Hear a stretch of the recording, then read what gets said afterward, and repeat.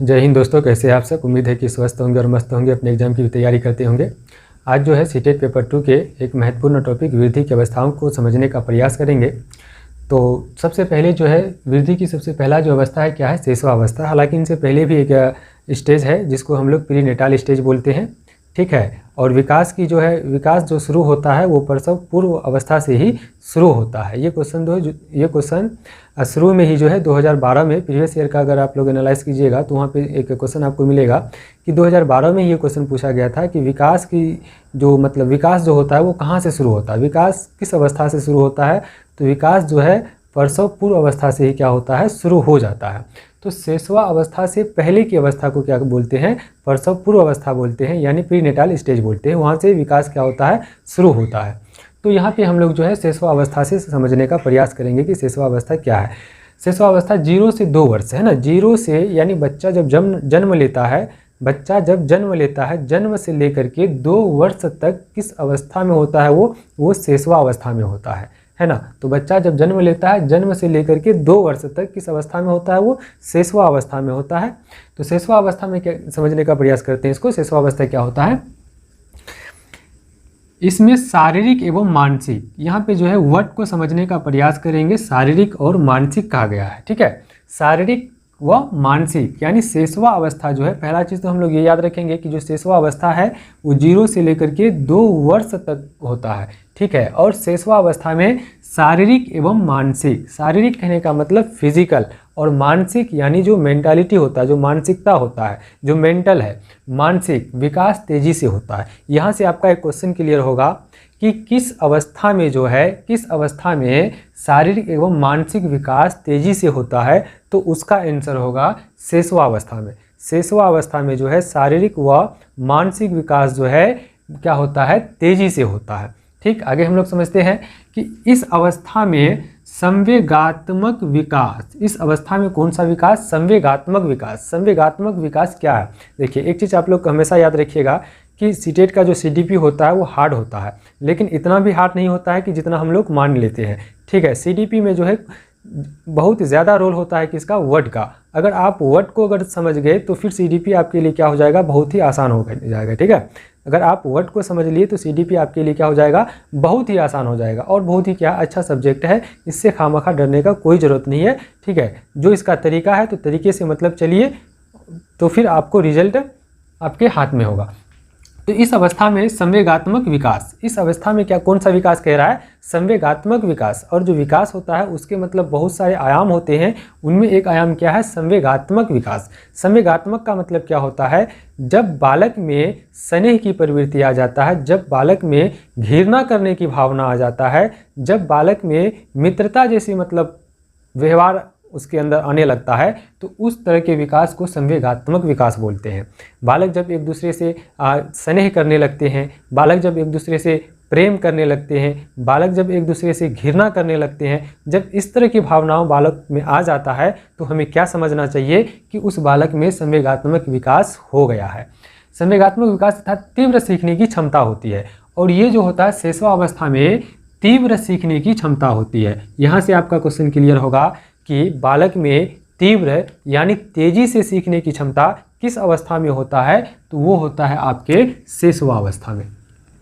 उसके बाद अब जो है शेषवा अवस्था के बाद एक अवस्था है, दूसरा अवस्था जिसको बोलेंगे हम लोग, वो क्या है, बाल्यकाल या फिर बाल्यावस्था। तो बाल्यावस्था में देखिए, इस अवस्था में बालक का विकास बहुस्तरीय, इस अवस्था में जो है बालक का विकास बहुस्तरीय एवं निश्चित होता है। इस अवस्था में जब बालक जो है बाल्यावस्था में आ जाता है, तो उस अवस्था में जो है बच्चा का विकास जो होता है वो बहुस्तरीय होता है, यानी बहुत सारे क्षेत्रों का विकास उसमें होने लगता है, बहुत सी चीज़ों का विकास उसमें एक साथ होने लगता है। तो उसी को हम लोग क्या बोलेंगे, बहुस्तरीय विकास। और एवं निश्चित होता है, और विकास जो है वो कंटिन्यू अपने अग्रसर होते जाएगा, विकास जो है बढ़ते जाएगा, और एक साथ बहुत सारे चीज़ों का विकास बच्चों में देखने को मिलेगा। इसलिए ऐसा कहा गया है कि इस अवस्था में बालक का विकास जो है बहुस्तरीय एवं निश्चित होता है। उसके बाद क्या कह रहा है, इसे मुख्यतः 2 भागों में विभाजित किया गया है। जो बाल्य अवस्था है, बाल्य अवस्था को मुख्यतः जो है 2 भागों में विभाजित किया गया है। पहला भाग है आपका पूर्व बाल्यकाल और दूसरा है आपका उत्तर बाल्यकाल। यानी पूर्व बाल्यकाल और दूसरा क्या है, उत्तर बाल्यकाल। पहला जो है वृद्धि का जो अवस्था है, पहला अवस्था क्या है, शेषवा अवस्था है। और शेषवा अवस्था जो है वो 0 से लेकर के 2 वर्ष तक की अवस्था को शेषवा अवस्था कहते हैं। और शेषवा अवस्था में बच्चों को जो है, बच्चों में सीखने की क्षमता अधिक होती है, यानी बहुत आसानी से बच्चे क्या कर लेते हैं, चीज़ों को समझ पाते हैं। और शेषवा अवस्था में जो है शारीरिक एवं मानसिक विकास होता है। उसके बाद तो बाल्यकाल में जो है, बाल्यकाल यानी बाल्य अवस्था को जो है 2 भागों में विभाजित किया गया है, एक पूर्व बाल्यकाल और दूसरा क्या, उत्तर बाल्यकाल। दोनों में हम लोग डिफरेंस समझेंगे ताकि मतलब एग्जाम में जो है कॉन्सेप्ट मेरा क्या रहेगा, क्लियर रहेगा, तो हम लोग जो है आसानी से उसके आंसर को क्या कर सकते हैं, खोज सकते हैं। तो पूर्व बाल्यकाल समय, सबसे पहले हम लोग समय को जान लेते हैं। और जितनी भी अवस्था होता है, सब अवस्था का सबसे पहला काम हम लोगों का क्या होना चाहिए कि उनके समय को जानना चाहिए। ठीक है, तो पूर्व बाल्यकाल का जो समय होता है वो 2 से 6 वर्ष होता है। कितने वर्ष होता है, 2 से 6 वर्ष होता है। पूर्व बाल्य अवस्था का समय 2 से 6 वर्ष होता है। अब जो है इसमें बालकों में बाहरी जुड़ाव होने लगता है। जब कोई भी बालक होता है वो पूर्व बाल्य अवस्था में आ जाता है, यानी पूर्व बाल्यकाल में आ जाता है, यानी 2 से 6 वर्ष तक के वो हो जाता है, तो उसमें जो है उस बालकों में बाहरी जुड़ाव होने लगता है। वो दूसरों से क्या करने लगते हैं, जुड़ने लगते हैं, है ना, दूसरे से क्या करने लगते हैं, वो जुड़ने लगते हैं। और बालकों में बाहरी जुड़ाव होने लगता है, अनुकरण एवं दोहराने की प्रवृत्ति होता है। और जब बालक जो है पूर्व बाल्यकाल में आ जाता है तो वो जो है बालकों में बाहरी जुड़ाव होने लगता है। यानी समझिए कि ये जो अवस्था होता है, शेषवा अवस्था जो होता है, इस अवस्था में बच्चे जो है किसके अंदर होते हैं, पेरेंट्स के अंदर होते हैं, माता पिता के अंदर होते हैं। लेकिन जब बालक जो है पूर्व बाल्यकाल में आ जाते हैं तो थोड़ा सा जो है क्या होता है, वो अपने माता पिता से दूर होने लगता है। तो समाज से वो क्या करते हैं, जुड़ाव करते हैं, यानी समाज से वो जुड़ जाते हैं। उसके बाद दूसरा पॉइंट आप लोग याद रखिएगा, अनुकरण एवं दोहराने की प्रवृत्ति, है ना। पूर्व बाल्यकाल में बच्चे जब आ जाते हैं तो उसमें अनुकरण करने लगता है, वो इमिटेशन करने लगता है, यानी चीज़ों को क्या करने लगता है, कॉपी करने लगता है। अगर पेरेंट्स जो जैसे छोटा बच्चा होता है, पूर्व बाल्यकाल वाले अगर बच्चा है, उनके साथ हम लोग जो करेंगे, हम लोग जो बोलेंगे उसे हम जो सिखाएंगे वो वही करेंगे, वही बोलेंगे वो वही सीखेंगे। तो यहाँ पे हम लोगों को सतर्क होने की ज़रूरत है। कोई भी बच्चा अगर पूर्व बाल्यकाल में है तो हम लोगों को ये चीज़ पता होनी चाहिए कि वो बच्चे जो है, उस बच्चा का जो एज है वो एज ऐसा एज है कि वो फ़ौरन क्या करेगा, चीज़ों को कॉपी कर लेगा। तो हम लोगों को ऐसा कुछ मतलब काम नहीं करना चाहिए, है ना, ताकि बच्चा क्या कर ले, कॉपी कर ले, बाद में जाकर के उससे क्या हो, दिक्कत हो। क्योंकि आप टीचर बनने के लिए जा रहे हैं, तो टीचर बनने के लिए जा रहे हैं तो फिर ये सब चीज़ों का तो ध्यान तो रखना ही होगा। CDP तो यही है। अनुकरण एवं दोहराने की प्रवृत्ति, बच्चों में जो इमिटेशन का प्रवृत्ति आ जाता है, बच्चा उसको कॉपी करने लगता है। हम लोग जो वयस्क लोग जो करते हैं वही चीज़ जो है बच्चे भी करने लग जाते हैं। तो वयस्क लोगों को ध्यान में रखना चाहिए इस चीज़ों को कि हमें क्या नहीं करना चाहिए, क्या करना चाहिए, ताकि बच्चों सीख ले तो आगे चल करके मतलब कोई दिक्कत ना हो। तो भाषा सीखने का सर्वोत्तम अवस्था, यानी जब बच्चे पूर्व बाल्यकाल में आ जाते हैं तो भाषा जो है सीखने का जो है सर्वोत्तम अवस्था, उसे जो भी भाषा सिखाइएगा वो उस भाषा को सीख लेगा, है ना।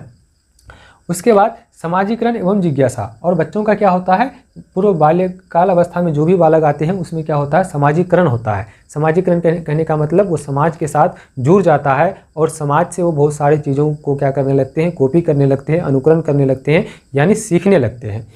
उसके बाद समाजीकरण एवं जिज्ञासा, अब जो है बाल्यकाल यानी बाल्यावस्था का पहला था पूर्व बाल्यकाल, इसका समय 2 से 6 वर्ष था। और एक है क्या, दूसरा क्या है, उत्तर बाल्यकाल, इसका समय जो है 6 से 12 वर्ष है। इसका समय कितने हैं, 6 से 12 वर्ष है।